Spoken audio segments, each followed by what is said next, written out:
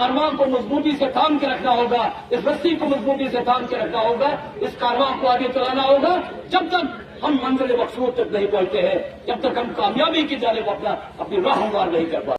سے کیا پوچھوں، بتا میری ابتدا کیا ہے، میں فکر میں ہوں کہ میری انتہا کیا ہے۔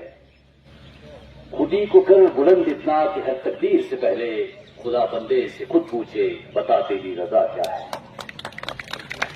میرے نہایت جلیل القدر اور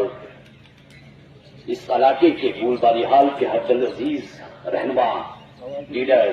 اور ایک اس علاقے کے لیے نہایت شفیق اور رفیق ہمدرد رہنما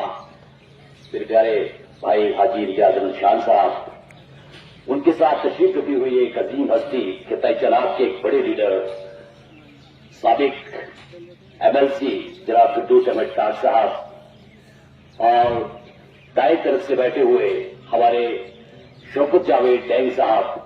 جو ایک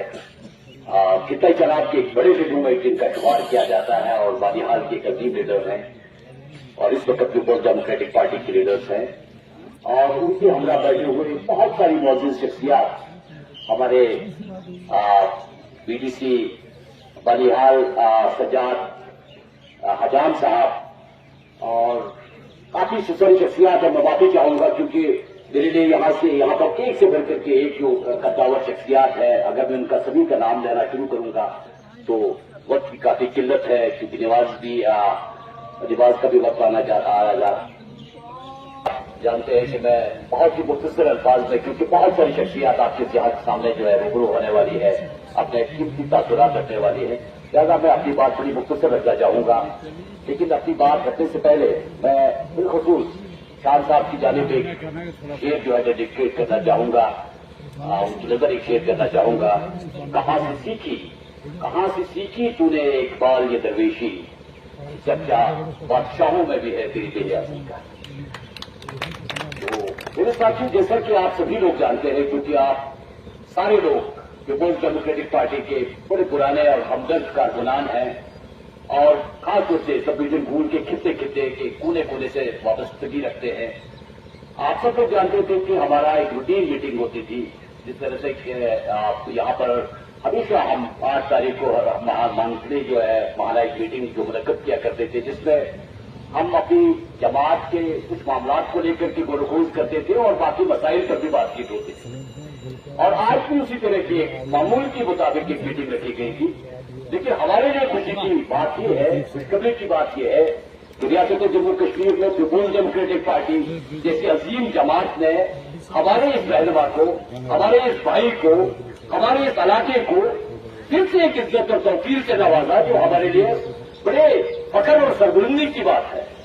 کہ حاجی امتیاز احمد خان کو پارٹی کی جانب سے ریاست کا جنرل سیکرٹری بنایا گیا اور پارلیمنٹری بورڈ کا ممبر بھی بنایا گیا، جس کے لیے میں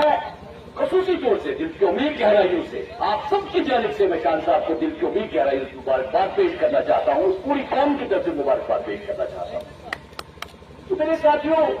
کیونکہ آپ لوگ اچھی طرح سے جانتے ہیں کہ ہم اس وقت کن حالات سے، کن مسائل سے، کن مشکلات سے دوچار ہیں اور کن حاکم حالات سے گزر رہے ہیں، تو ان حالات میں اگر آپ کہیں امید کی کوئی کرن دیکھیں گے، کہیں آواز کی کوئی کرن دیکھیں گے، تو وہ مجھے نہیں لگتا ہے کہ وہ پیپلز ڈیموکریٹک پارٹی کے علاوہ ہے، وہ محبوبہ مفتی جیسی بے باک لیڈر کے علاوہ کوئی بات کر سکتا ہے جو ریاست جموں کشمیر کی مظلوم اور ایک نئی صبح کا آغاز ہوگا۔ اس وقت ہمیں ایک ہی چیز کی ضرورت ہے کہ ہمیں متحد ہونا ہوگا،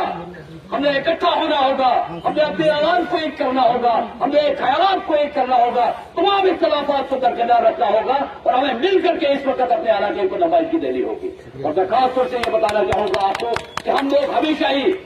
لاموارث رہے ہیں، غیر